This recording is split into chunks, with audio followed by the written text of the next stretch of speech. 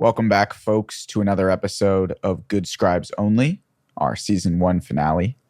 I'm Daniel Breyer, and I'll be joined shortly by my co-host, Jeremy Strike. Today we are discussing Salman Rushdie's 1981 novel, Midnight's Children. This is one of those rare novels that was a commercial and critical success. Midnight's Children sold over 1 million copies in the UK alone and won the Booker Prize and James Tate Black Memorial Prize that same year. In 2003, the novel appeared at number 100 on the BBC's The Big Read poll, which determined the UK's best-loved novels of all time.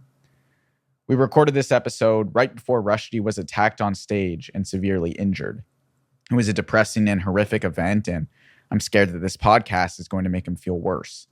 Luckily, according to his close friends, Rushdie's sense of humor remains. So, Mr. Rushdie, if you are listening, we apologize in advance for our uncanny ability to butcher Indian history and make a brilliant, albeit confusing book a bit more confusing. Happy Thanksgiving, everyone, and here we go. Let's get started. It's not like I've been writing that long. I'm a fiction writer. Oh, that's real good. Oh, no. Straight, factual, hard-hitting reporting. Good Scribes Only. Dan, how hard was it to cast this movie? Yeah, not only was it hard to cast, I felt pretty shitty about myself and my knowledge of Indian and Indian American and Indian British actors and actresses. So instead of searching on Google, most famous Indian actors or etc., I cast one character because there's one. Wait. Actor. Do you want to say it at the same time? Because I guarantee we'd say the same You one. think so? Okay. Yeah.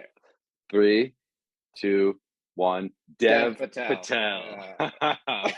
It's awful. That's awful. Well, and you know what?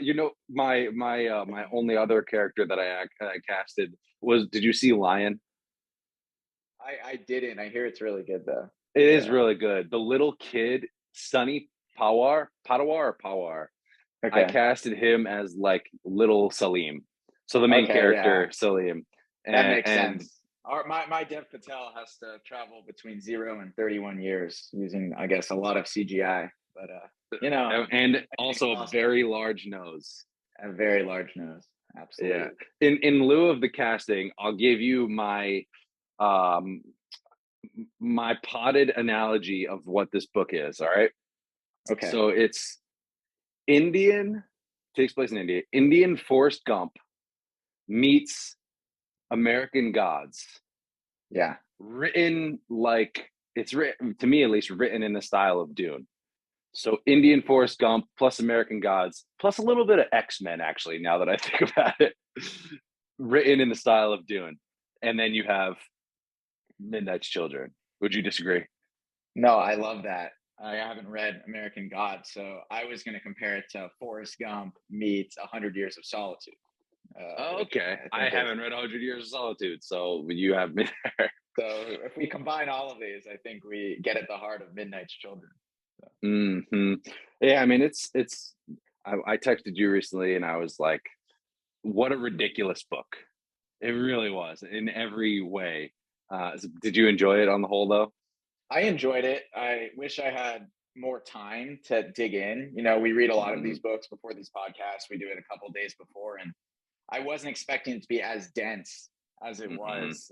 It's, you can tell that you can spend a lot of time on every single page. And the main thing that I felt like I was missing to fully appreciate this book was a deeper understanding of Indian history. It's something I've never studied before. I think my only experience was maybe learning a little bit about the independence movement and Gandhi in one class in high school for maybe a week. And all of my stuff I studied in college in history was Greco-Roman history and then some US history. And this part of our global history was just totally passed over by me. And as you know, and readers who've read this book will know, the history of India, especially leading up to independence and then post-independence, it's so central to everything that happens, both in the characters' lives as well as actually mirroring the characters' personalities and how they come across and what their roles are and so on.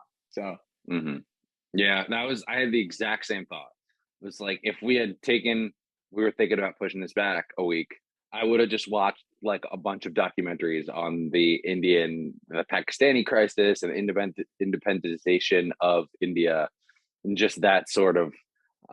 My thought was that the first note I took in this was that the story is as much a story of India's independence as anything else. Like the whole thing kind of represents India's journey from being a colonized country into its own independent nation. And the main character, I think, is sort of like a motif that represents that.